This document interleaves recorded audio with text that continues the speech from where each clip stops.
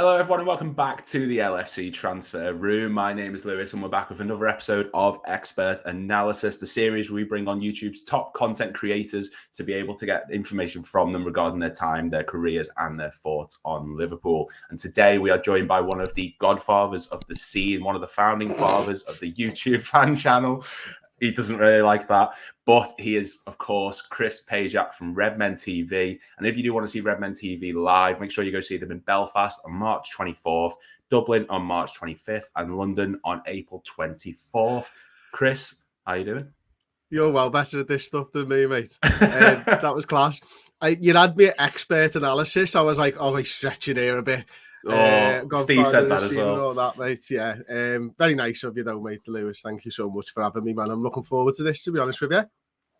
Thank you very much. I mean, we've met a couple of times. Obviously, I've been on Redmen quite a bit. It's your first time on the transfer room, and I just want to get your thoughts. Like, there's a couple of bits on Redmen that I'm curious about. When we had Steve on a few weeks ago, I was asking him to sort of describe a bit of a day in the life at Redmen, because when I'm there, it seems like not chaos, but it just seems like there's stuff constantly going. I mean, is that difficult to sort of maintain and manage on a daily basis, the continuous flow of content coming from Liverpool and yourselves? I don't know whether it's difficult. It's full on, but everyone, we're lucky enough to have really good people around us.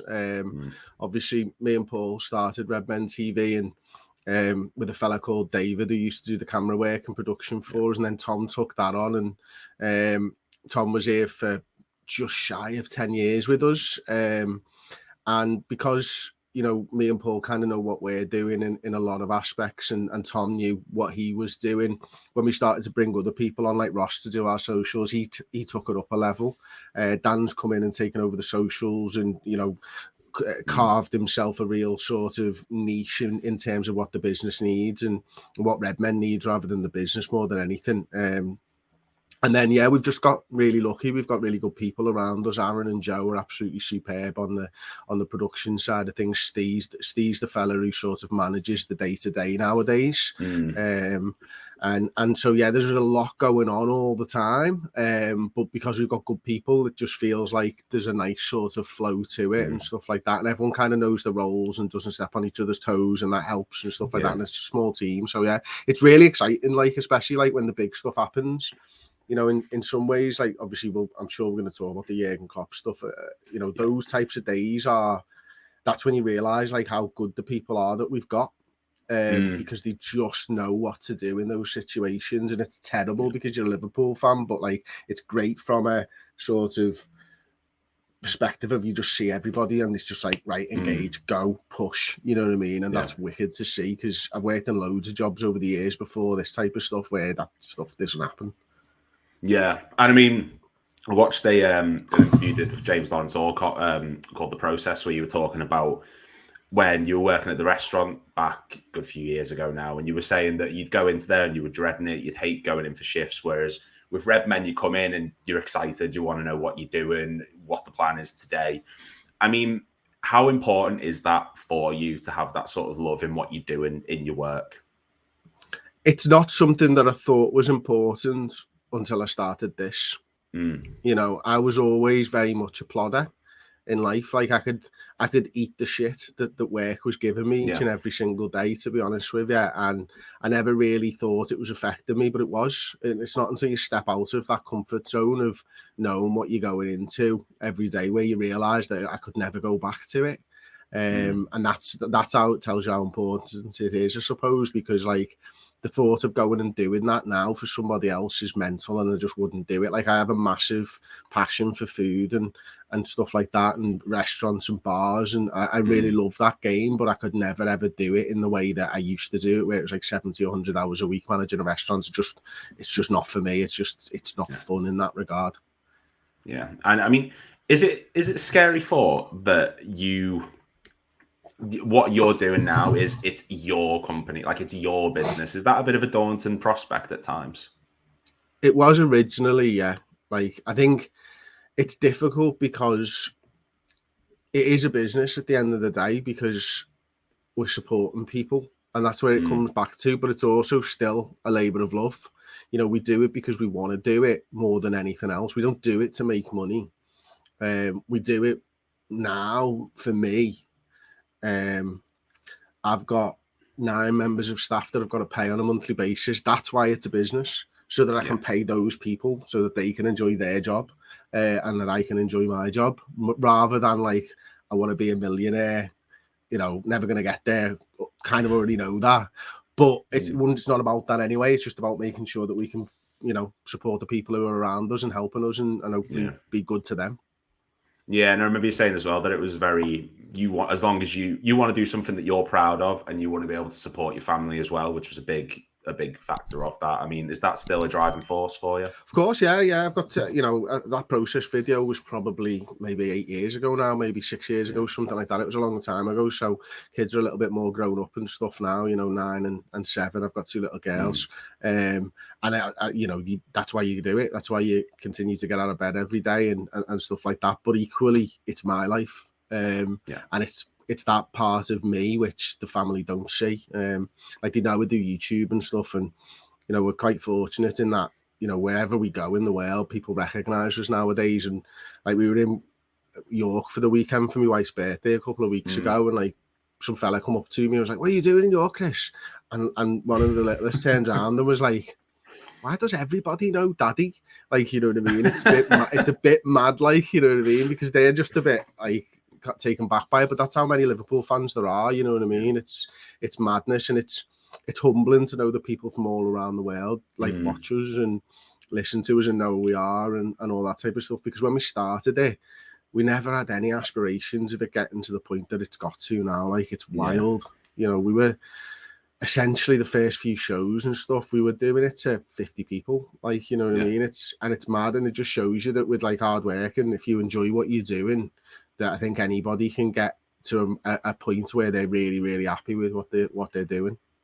Yeah, because I recall you saying as well, believe in yourself because no one else is going to, and I think that seems to be a bit of the message there as well.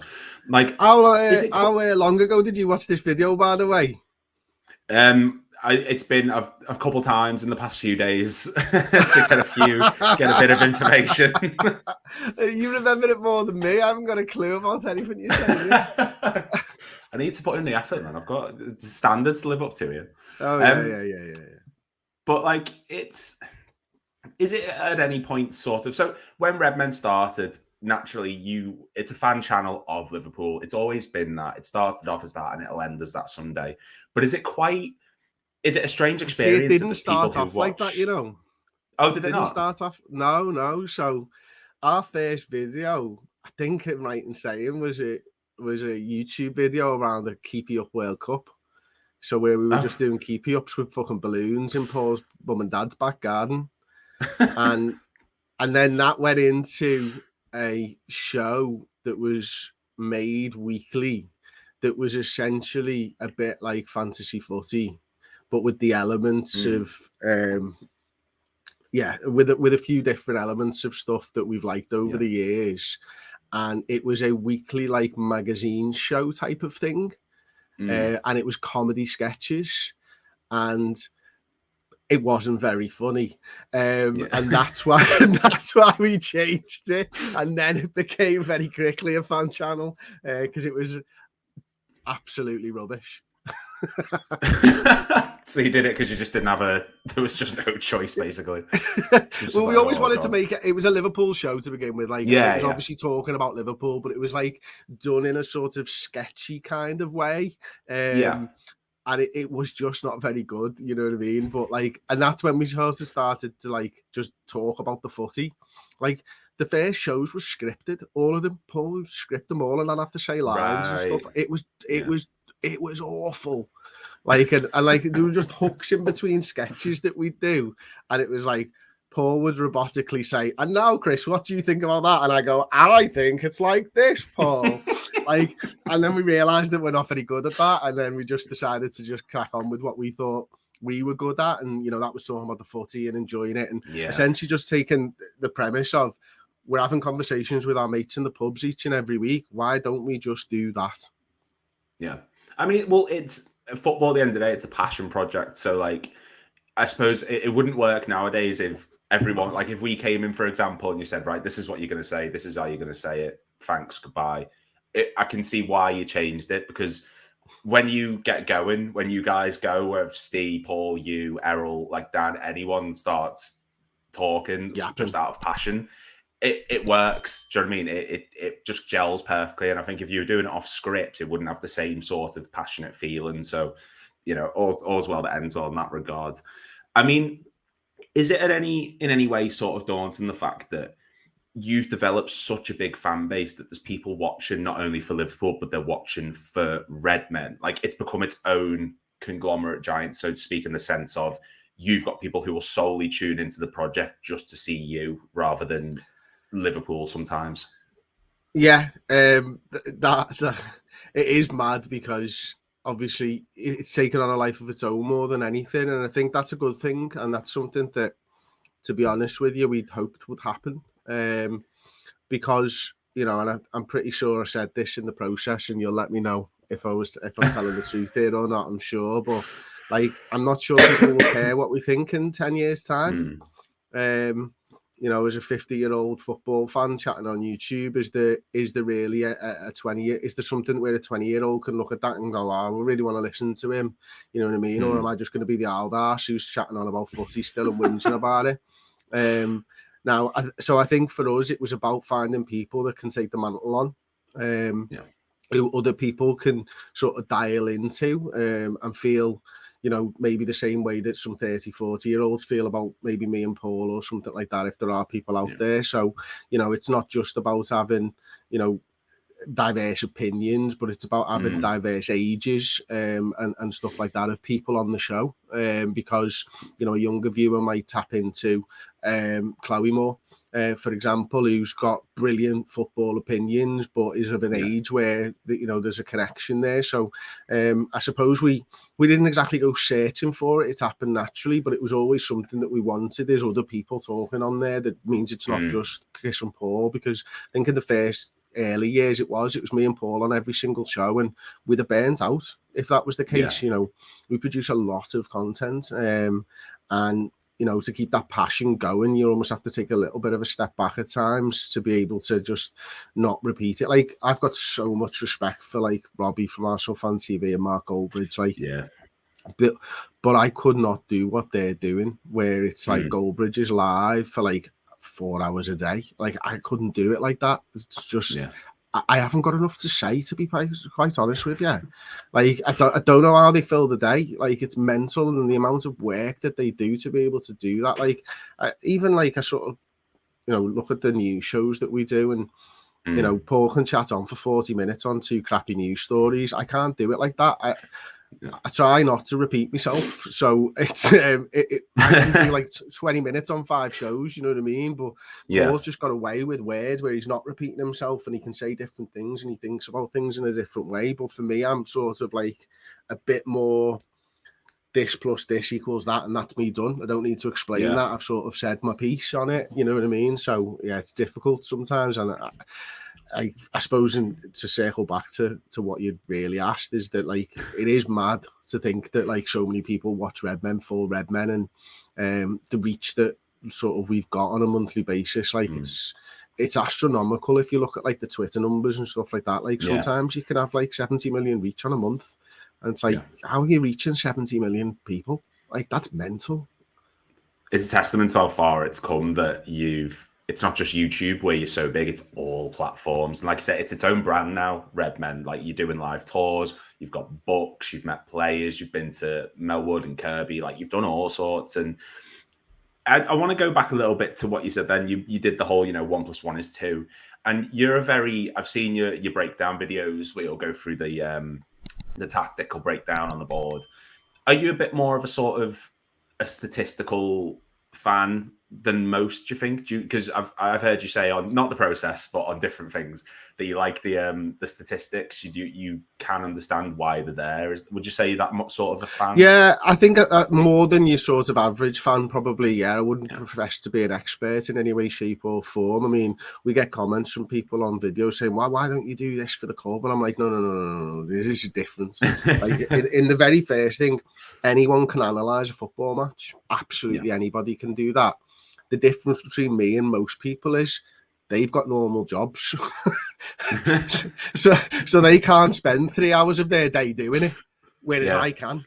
That's the true difference. Is literally anybody can go through a game of football and rewatch it and pause it and stop it and look at what everyone's doing, but people just don't have the time in their lives to. Whereas I'm lucky enough to have the time in my life to be able to do that and set aside. And I do like the data side of football, but I also think that the eye test is probably the most important point of everything and what you see. It's why I always find it fascinating. The difference between being at a match and watching a match on the television. And even watching a match on the television with commentary and watching a match on television without commentary, and then taking what you've seen with your own two eyes and looking at the data to see if you're seeing the same thing. It's that sort of stuff that fascinates me, and trying to maybe scout somebody based off of like what they've done previously and all this type of stuff. That's fascinating to me, because that's what the football clubs are doing, albeit at a level that I can't understand. Like I've read Will Spearman's paper on what he's doing, and this is I think it was a 2012 paper. I couldn't understand any of it. I'm not clever enough. Like, this is the types of levels of people, and I'm not a dumb person by any stretch of the imagination, but this is leagues above what I can comprehend. And that's what fascinates me, is that we've got flipping rocket scientists running football clubs, or at least the data side of football clubs. We can't ever probably get our heads around it. So I sort of like, well, if we can't, what can we get our head around? And I can get my head around FB Ref and Optus Stats and all that type of stuff, because it's there in the public domain. But it's what's not there in the public domain that really fascinates me on that side of stuff. Well, FSG, when they appointed Klopp, said that they took a very data-driven approach to appointing him. They went through all the statistics there, and I'm sure whoever they get they'll have done the same due diligence. I mean, would you say that it's improving football, or is there a sort of argument to say that this data-driven approach and numbers crunching of football is maybe taking a bit of the magic out of it? It's definitely taking some of the magic out of it, I feel. Football clubs are less risk averse now, and I think you see that on the field, and I think that's why dominant possession has become, a huge part of what teams want to do. Long gone are the tricky wingers who'll beat four men and slot one in the back of the pitch, in the back of the goal, sorry. Because it's not the analytical way to play football. You've got better chances by passing and moving and stretching teams, and then playing the ball in and slotting one from 5 yards away. It's why you've seen a steady decrease in shots from outside the area across the Premier League for the last 10 years. Because it's less likely to score from outside of the area. Of course, it's a much harder shot. There's more people in the way. The keeper's got more time to spot the ball. It has to be a better shot. If you're going to take one from the 6 yard box, it's going to be easier. So work it in. So in some ways, what's been created is a really incredible sort of chess match of coaches and football teams. But it's taken the individual brilliance maybe out of the game a little bit more. It's why someone like a Jeremy Doku is really exciting this season, or Ronaldinho would be exciting the Premier League now, because they're just so different to what the teams are normally doing. Yeah, nice one, Pep, ruining it for everyone.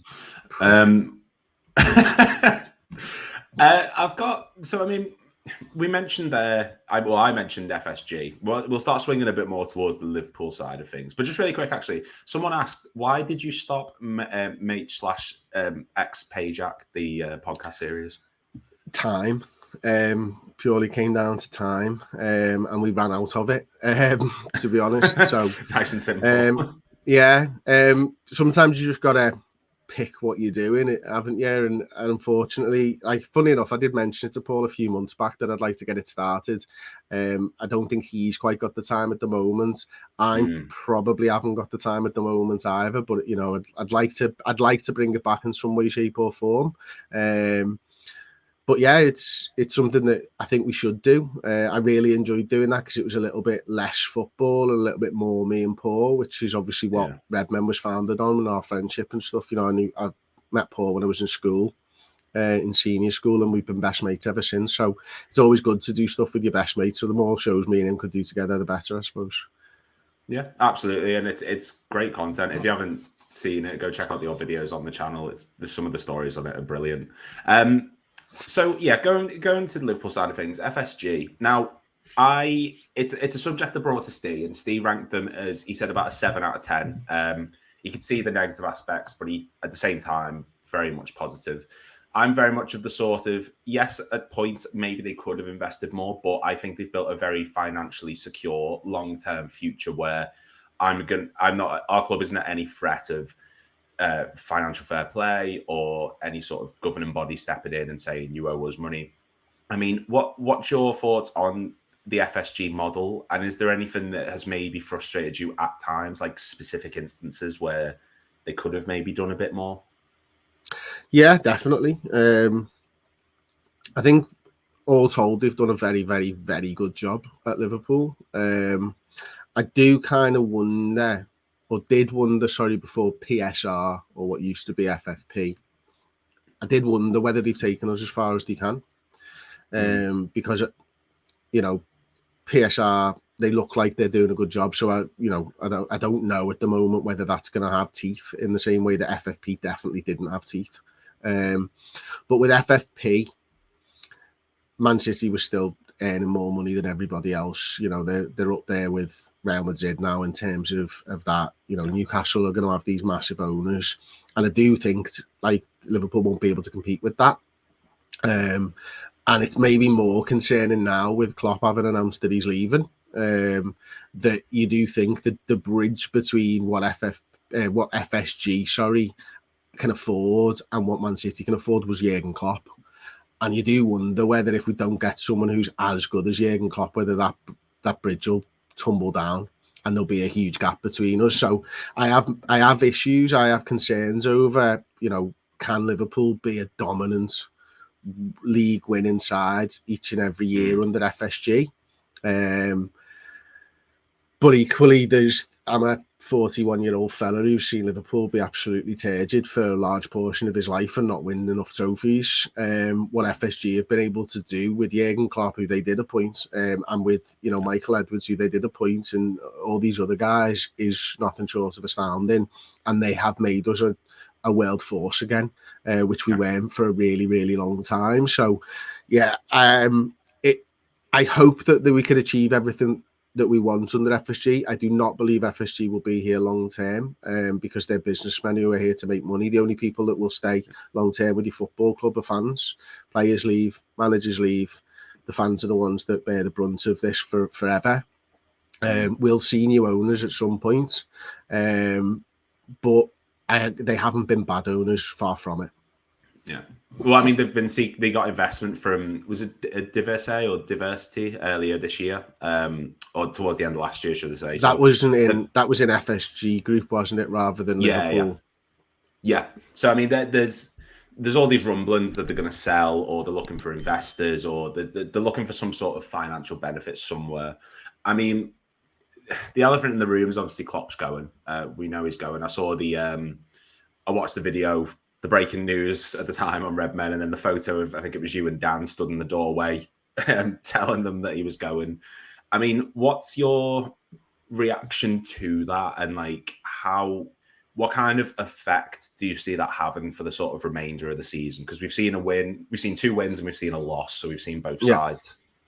I think it will ultimately have a galvanizing effect on the squad. I see a lot of people have said the same and similar. And my sort of point on it is the likes of Dom Szoboszlai, Ryan Gravenberch, Cody Gakpo, Ibu Konate, Conor Bradley. Who else did we sign in the summer? I mean, there's loads of them, isn't there? Endo. This is their best chance, I believe, at winning a league title. Yeah.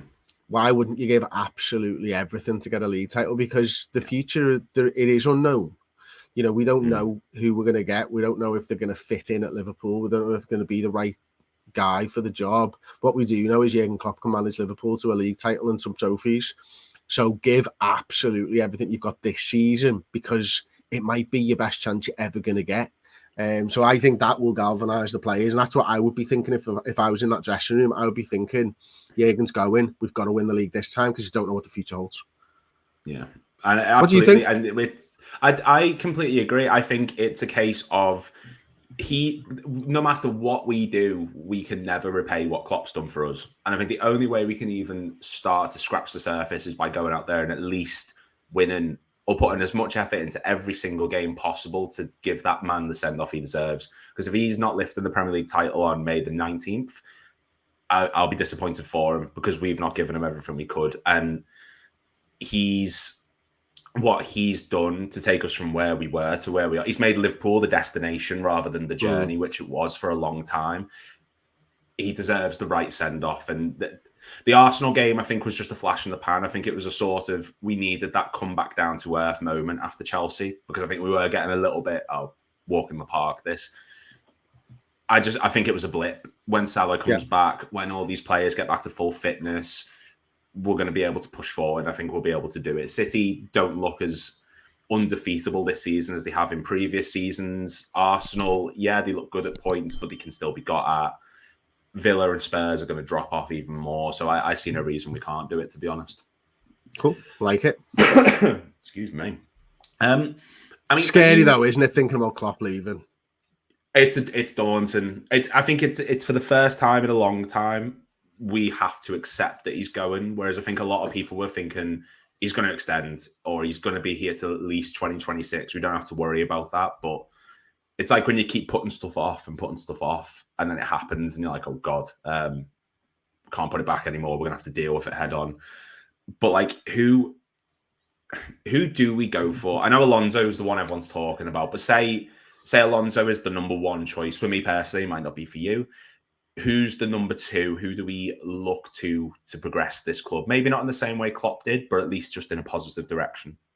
Okay. I did a show on Redmen yesterday with Josh Williams, where we looked at Alonso in depth and detail. And I've done loads of research. I know you mates with James Allcott to watch this video. I thought it was absolutely outstanding. Watch some Football Meta videos, Football Made Simple videos, watch some Bayer Leverkusen, and fell in love with Alonso off the back of all of this. But what I did a show on Redmen Plus where we looked at Amorim, we looked at Nagelsmann, we looked at De Zerbi, we looked at Alonso. Who else did we look at? Let me just see if I can find the names there. We looked at 7 people. Ange Postecoglou, if I've not already said him. And who else was it? Sorry, mate. There's Thomas Frank. Yeah. Hansi Flick was the other guy. And we did the sort of pros and cons of all of them. And I think what I came to is Alonso is my favourite. And Nagelsmann's my number 2. And there's a reason that I think, I'd put Nagelsmann quite high, although I don't think it's going to happen because of Germany being in the Euros and Liverpool being in pre-season. And there's a few sort of factors there that make what a rocky start that would be. I mean, are we in America when the Euros final is? And, it's a Euros on German soil. It's not far away. So I can't imagine the manager losing focus on being in Germany, trying to win a Euros with his national side to then try and sign players for Liverpool or whatever, and analyse his squad or anything. So I do think that's a bit of a stretch. But what I sort of came to the conclusion was that we need somebody who is going to be great. And listen, I think Unai Emery is a really, really good manager, but we probably know what his ceiling is. Yeah, and absolutely. I'd rather risk it on someone who's got an incredibly high ceiling, spin the dice, than go, well, let's just get someone who's going to get us Europa League wins, for example. Yeah. I want someone who's going to be able to compete with Guardiola and his millions. And there ain't many managers in world football that are going to be able to do that right now. You look around the Premier League, is De Zerbi really? Probably not going to be able to compete with Guardiola. Is Amorim? Don't know. Not sure. Bit of an unknown quantity for me. Is Postecoglou? Really like him. Think he's a good manager. Think he's brilliant. Love the fact that he's a Liverpool fan. Don't think he's going to compete with Guardiola. So you whittle your way through the list. If you just go, Guardiola's the benchmark. Who's the one that can get there? There's two names that stick out to me, and that's Nagelsmann and Alonso. And Alonso stretches himself ahead because he's got the Liverpool background. So he's going to have 1 foot ahead of whoever, if it was someone else, because whoever comes in is going to have to compete with the love we had for Klopp. Not compete, but obviously it's going to be like when you break up with someone. It's like no matter who comes in afterwards, you're like, oh God, I suppose you're all right, you'll do. Alonso, at least he's coming in. It's like we love him. Yeah, we'll get behind him, like Chelsea did with Lampard, kind of thing. Yeah, exactly, isn't it? I mean, like even if I suppose a simple way to look at it is in terms of what I sort of meant is there's two managers who are exactly the same as one another in terms of absolutely everything. Same high ceiling, same low floor, attributes exactly the same, manage exactly the same. One's got a background with Liverpool and you love him, and one hasn't. Who are you picking? Yeah, well, you're going to pick Alonso. The one, yeah. Because you love him already. It's easy, isn't it? You know what I mean? So I do think that Nagelsmann's got a bit more experience. I think he was hard done to at Bayern Munich for a start. I think he did a good job, a great job at Hoffenheim, a good job at Leipzig, a very good job at Bayern Munich, and was sacked inexplicably for Thomas Tuchel when he got them to the quarterfinals of the Champions League, and then sacked in an international break. It's mad. Like, so I don't really like him as a fella. I think he's a bit weird. And that. So there's another point to Alonso for me. So that's why I'd go for Alonso, because his ceiling is so high, and I'd rather get him and try him than get someone and think, well, we're going to get top four. I don't want top four. I want league wins. I want European Cups. And I think Alonso's got the ability to get there. Well, 30 games unbeaten at the moment with Leverkusen. I think he's 2 shy of the record or something in Germany. Yeah. Like so he's proven. Hansi Flick's record that as well, and that was the season they won. I think so. I think that was the season they won 6 trophies. Yeah, so I mean, it's a good omen. And Bayern Leverkusen, they've never won the league title or something like that. They've never won the DFB Pokal, or if they have, it's a good few years ago. So, and he's on course to go for both. He's still in the Europa League, so he's proven that he can do it and he hasn't got the biggest squad. He's got a fairly average size squad, so to speak. So he's doing well with what he's got. Yeah, exactly. And I mean, like, they were 17th when he took over about 18 months ago, you know what I mean? And he gets them into Europa League places last season. They're obviously top of the league this season. Whether they're winner or not is different. But what he's done is he's improved the players that he's got at his disposal, and he's added his philosophy into there and his identity. And you can see that each and every time you watch Leverkusen. And I think the other thing around that is he's managed his squad really well this season. He's had injuries to, as you mentioned, not the biggest squad in the world, and he's managed to keep winning games. He's lost about 3 or 4 players to the African Cup of Nations, and they're still winning games. Like, what he's doing is actually a very good managerial job, and it's not like in a lab. He's having injuries in African Cup of Nations like everybody else, and he's stretched in because of the Cup and the Europa League and everything else. So he's doing a really good job. And they lost the Derby in the summer as well to Aston Villa. Of course they did, yeah. So that's another big thing. And I suppose that comes with another thing that you've got to sort of look at is, or something I look at anyway, is who the manager worked under when they were a player. And Alonso had Benitez, he had Ancelotti, he had Guardiola. Like, he had the best names in management, Mourinho. So, you know, he played under the best, so he's got pedigree there from learning from the greatest managers, and that's something that you have to factor into who you appoint, I suppose. Yeah, of course, and he'll take things from every one of those managers, but also, like, let's not forget he's won World Cups, he's won Euros. Yeah. I mean, he's literally won everything as a player, and that's another thing where I think, you know, I'm not against promoting or hiring a young manager like a Nagelsmann, who's still, I think, only 36 years old, something like that. Like, but when you walk into a massive club, the players need to believe in you, and Alonso has that just from his playing days. Never mind his managerial stuff, which he's added to it. They would look at Alonso and go, "This guy knows what he's talking about," because they all probably grew up loving Xabi Alonso because he was one of the top midfielders in world football for a huge period of time, you know, killing it at Real Madrid, then Bayern Munich, obviously won the European Cup with us as well. So he's got everything that, you know, the modern manager needs in terms of how to grip a squad, how to get them to look up to you, and he's got the tactics and the philosophy to back it up now as well as a manager. Yeah, Zidane did it at Madrid. He went there and everyone knows Zidane. He's a legend in Madrid. So, and no one really knows whether he's good. Zidane. Do they? Everyone's still like, He must be good because he's won 3 European Cups, but is he good? I mean, he won the league, but I suppose it's Real Madrid in the league, or it's not like it's a 2-horse race, let's be honest, at that point. He's another one, like, I'm really weird with it at the minute. I keep looking at the manager and think, would I like them in terms of personality wise? And it's a bit of it's a very teenage sort of outlook on it, I guess. But it's like, you know, do they inspire the sort of, come on, let's go, you'll love me because of the way I act? Like, I love Klopp's fist pumps. I love the passion he shows. I love the way he conducts himself. I love the way he speaks to the players and fans and interviewers, whether he's giving them shit or not. I just don't know. Would like a De Zerbi?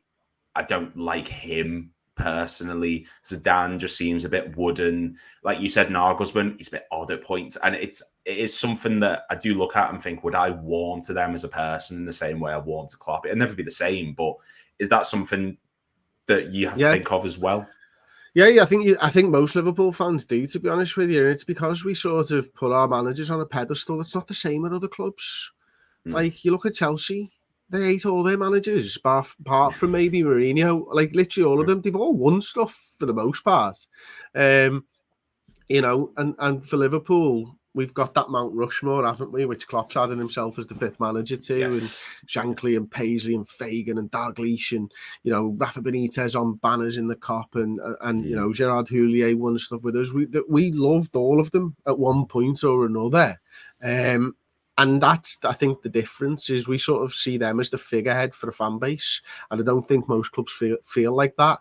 And so when you want a leader, when you want to give everything as a supporter, you need a manager who you can get behind yourself, because I hated Roy Hodgson in charge of Liverpool. It's the only manager in my lifetime that I've felt absolutely nothing for. And it's definitely the only manager in my lifetime that I used to turn off when he was on the telly. Like, when he was talking about games afterwards, I wouldn't even listen. I just turned it off. I had no interest in hearing what that man said. And I hated it. And it made me a worse fan. It made me a worse supporter for having someone like that. So I need that myself. And I think a lot of Liverpool fans are the same. So in a sense, could you say that the Roy Hodgson appointment at the time, did that make you sort of not completely quit football, because obviously you didn't, but did it slightly make you fall out of love with the game? I don't think it made me fall out of love with the game per se, but it changed how... It changed... I suppose it just changed... I don't know. That's a bloody good question, that, mate. It kind of changed how I acted around the game more than anything.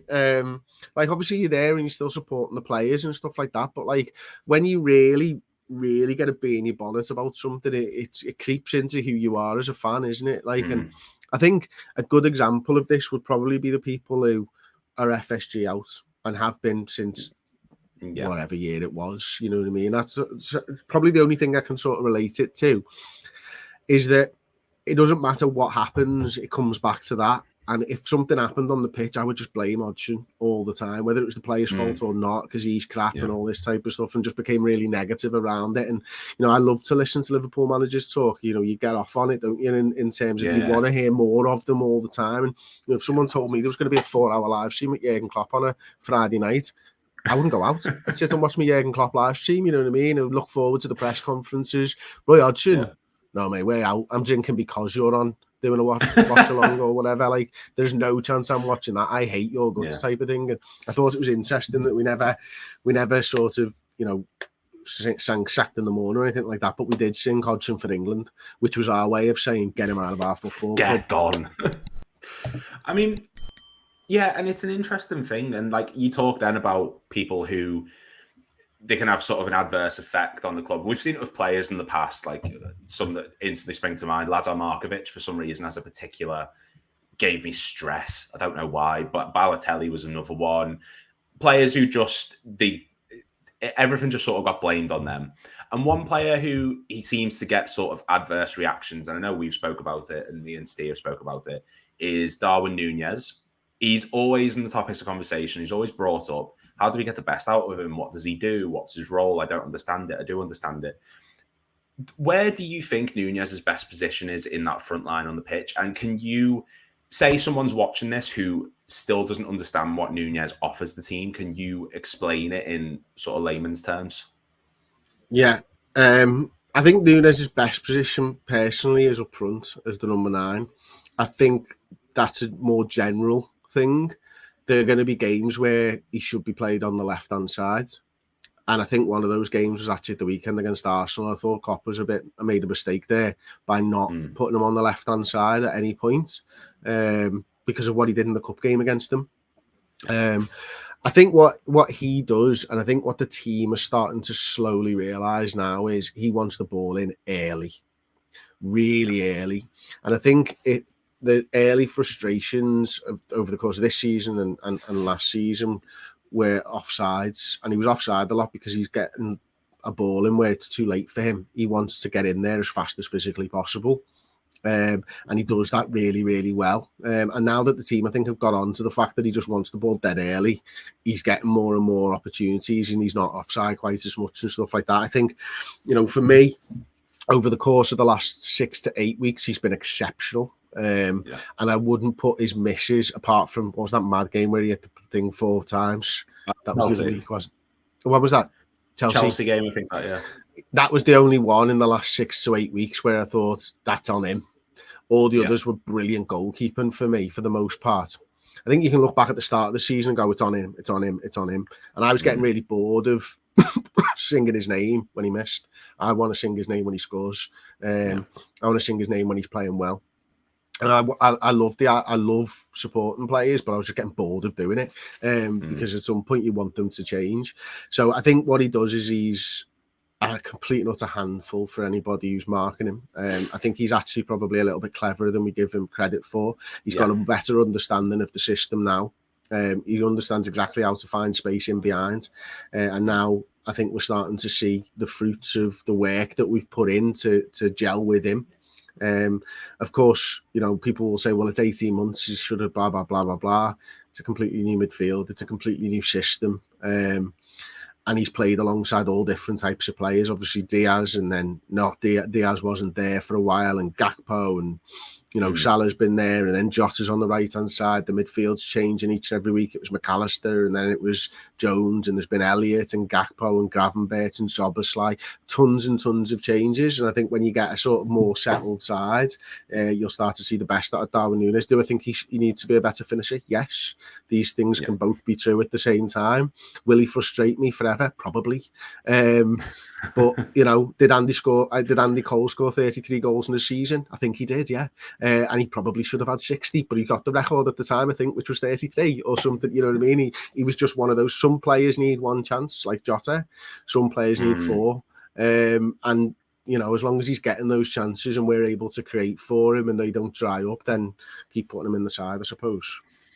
I think that's the best way to describe. And he's in double digits for goals and assists, so he's clearly doing something right. Like he's contributing to the team in not just the statistical side, but I just think he's an absolute. He plays like he's had 10 espressos before a match. He doesn't stop running, and that Chelsea game, the assist he gets for the 4th goal is just testament to the fact that he doesn't stop. He will never quit, and I think we as fans respond well to that, because if he just gave up and went whatever, he'd know like quick. He'd get told. So I've got no issue with him personally. I think he's a very good player, just in waiting.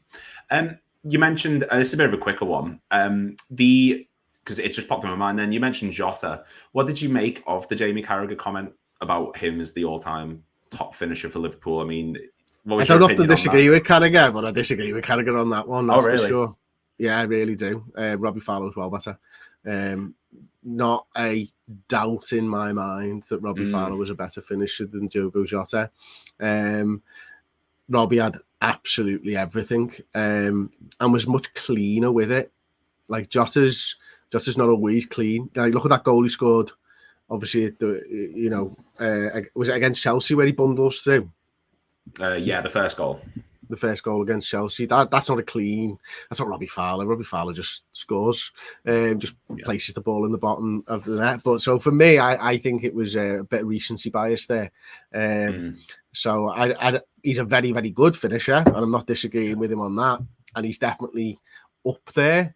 But I think Robbie had more, and I think Robbie was cleaner. And yeah, I'm showing my age there, probably. And I'm surprised that Carragher thought. I'm surprised that Carragher thought that too, to be honest, because I mean, he's actually played with Robbie, and that really shocked me, that one. Like, yeah, even like Michael Owen and Suarez and Torres, it shocked everyone. I think, to be fair, because I remember it was you, Dan, Chloe, and Paul did a podcast where you mentioned it.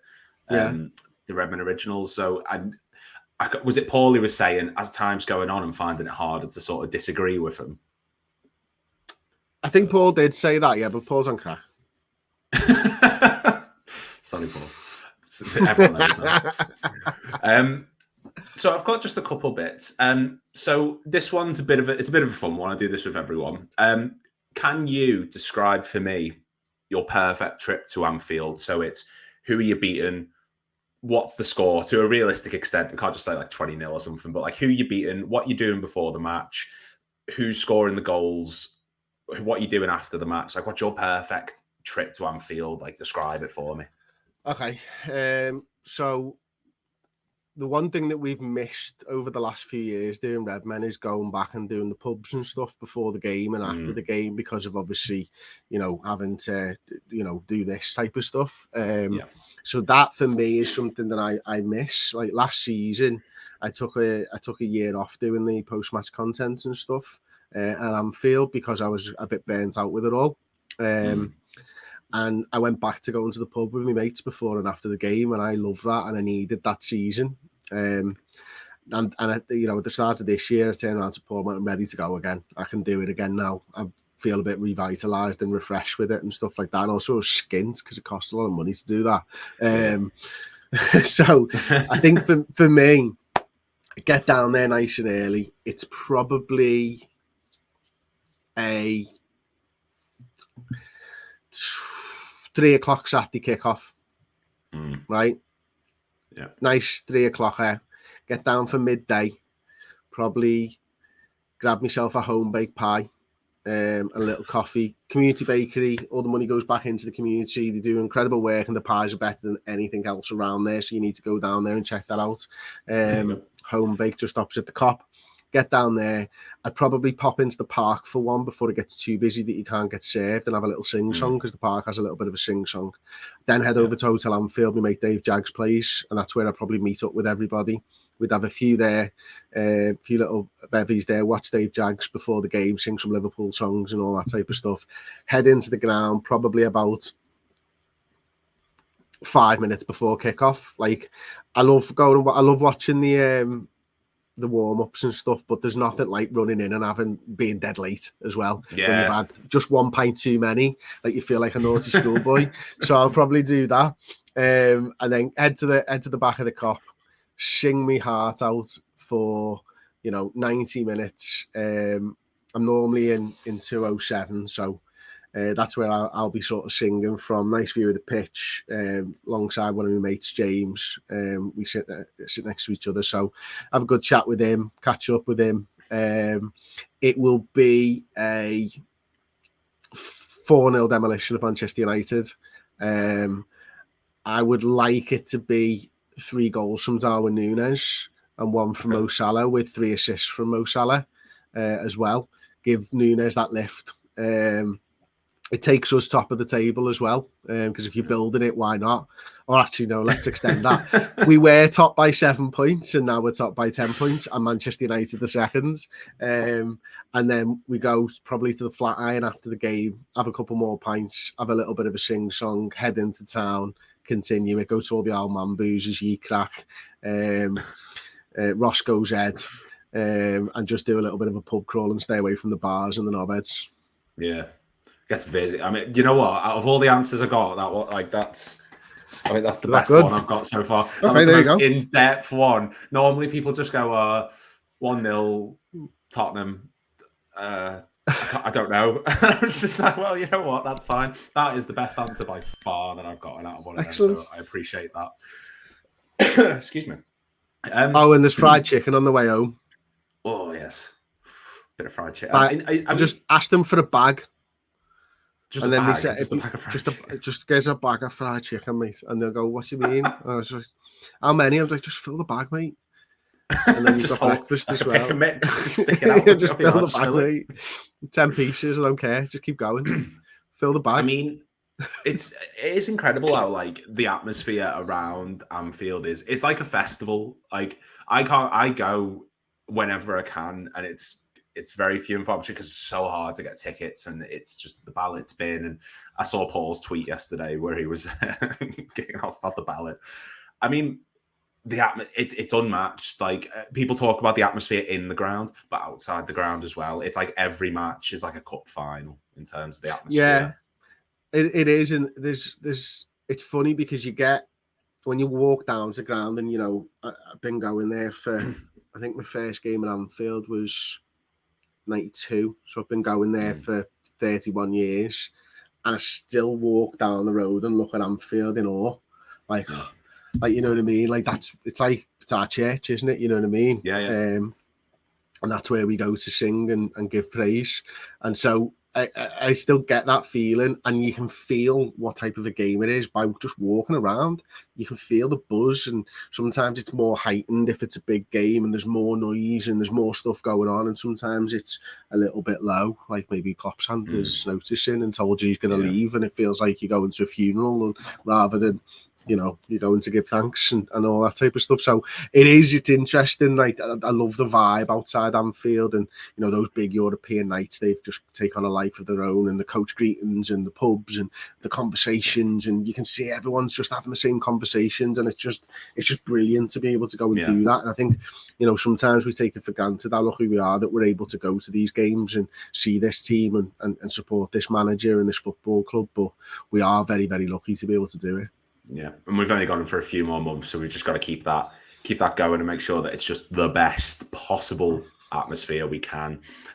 Just to round it off then, I've got a few players, they've been submitted. There's a few I'm curious about, and there's a few that have been submitted by our group. Just before we carry on as well, guys, just want to say a massive thank you to 10,000 subscribers on the channel. Really is appreciated, and thank you to everyone who has tuned in. Thank you very much. I very much jumped on the gravy train towards the end, so it's congratulations to everyone else. I joined it about like 9.6, so I'll take credit. So we got a few players, a couple have been submitted. You can either do it as a one-word response, or you can do it as you can go into as much depth as you want. It's entirely up to you. So start off, bit of an obscure one from the 2000s. Titi Kamara. Loved him, absolutely loved him. He was crazy.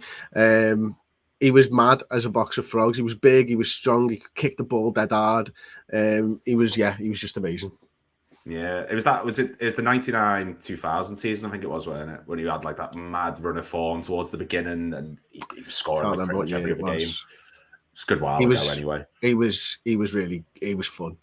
He was a proper, like, bit of a legend. Cult hero, if you will. Cult hero, I like that.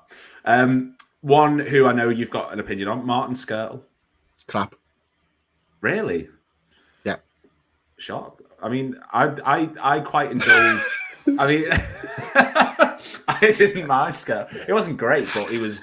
God, he kept the games entertaining. Like some of the goals. And that. Listen, he was okay.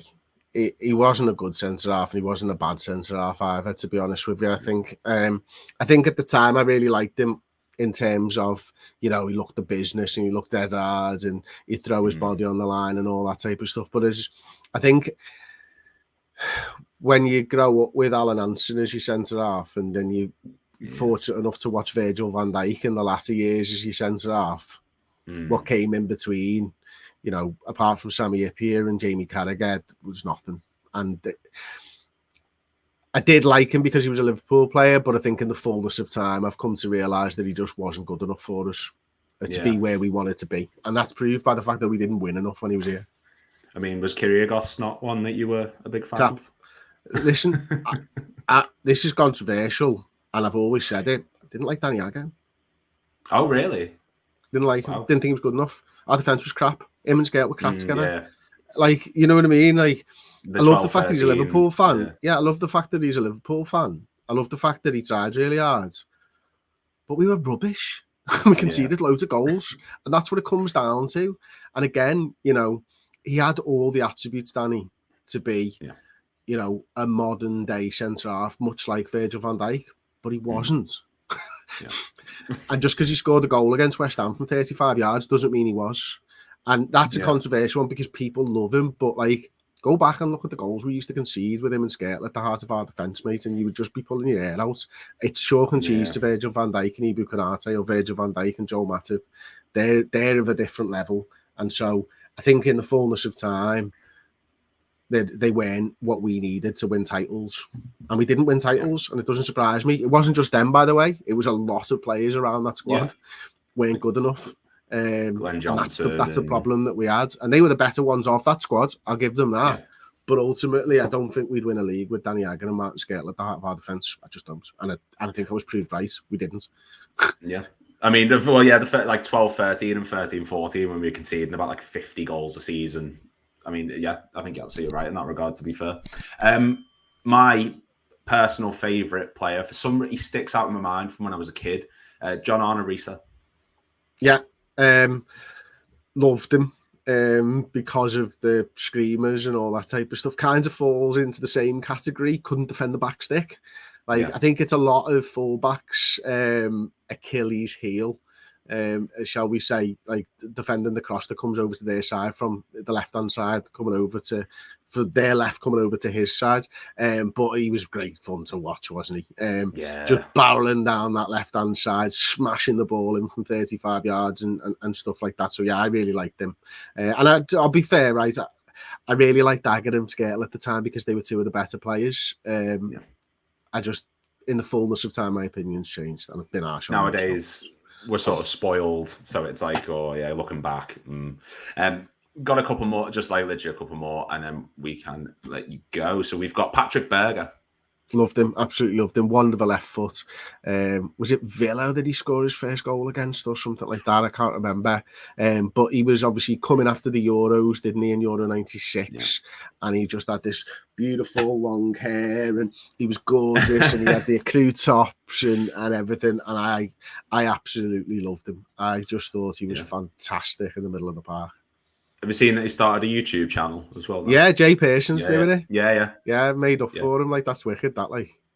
Yeah, I've subscribed to that. I mean, everyone go check it out if you haven't. I mean, he hasn't posted anything yet. He's done one video, but I think that's class that he started doing that, to be honest. So we've got three more nice and easy ones for you. Luis Suarez. Best player I've ever seen live. Best season I've ever seen. Just, he was next level stuff. Like, I've never been more excited in a football ground than when Luis Suarez was up front for Liverpool Football Club. He was so skillful, so good, and just loved everything apart from the obvious. Well, yeah, but we don't talk about that. I mean, that miss against Arsenal where he rattles the post sticks out to me so much. It wasn't even a goal. Like he was just. Was that a volley or? Yeah, where he like bounces it off the ground, the underneath his foot, and then just levers it on the half turn, and it cracks the post. And I was like, he's just not normal. He's just out of this world. He was ridiculous. Mo Salah. Again, like. Him and Suarez are the two, aren't they, from recent years where you just go, wow. But the consistency of Mo and the durability of him and the skill and the goal scoring and the assists, I mean, he's an absolute legend of this football club. And if he hangs up his boots, I think he's going to be talked about as the third best player to ever play for Liverpool. Ooh, that's a big claim, that. I mean, yeah, I completely agree, to be honest. And we've got our last one, and that is Jurgen Klopp. He stands alongside Shankly. Proudly alongside Shankly and Paisley. And I put them three at the top. But them three are Liverpool Football Club for me. Shankly and Jurgen, I mean... I never thought anyone would get to Shankly levels, and here we are. Here we are. Blessed to have watched this team. Blessed. And you know what? I think that's the perfect word to close this out. Blessed is the way we all feel. Blessed is the way we've been over the past few years. Just once again, guys, if you haven't already, make sure you go check out RedmenTV and go check out RedmenTV Plus. Go subscribe to it for all the latest podcast news and written articles around Liverpool Football Club. Chris, I want to say a massive thank you again for coming on. Thank you, Lou. Appreciate the invite. Really Enjoyed it. Thank you very much. Literally anytime, mate. Anytime that you want to see any great Liverpool content, if you go to RedmenTV or if you are new around here, please make sure to hit like and subscribe. And if you haven't already, go get your tickets to go see RedmenTV live March 24th, March 25th, and April 24th. From myself, Lewis, and Chris Pajak from RedmenTV, thank you very much for watching, and we will see you next time.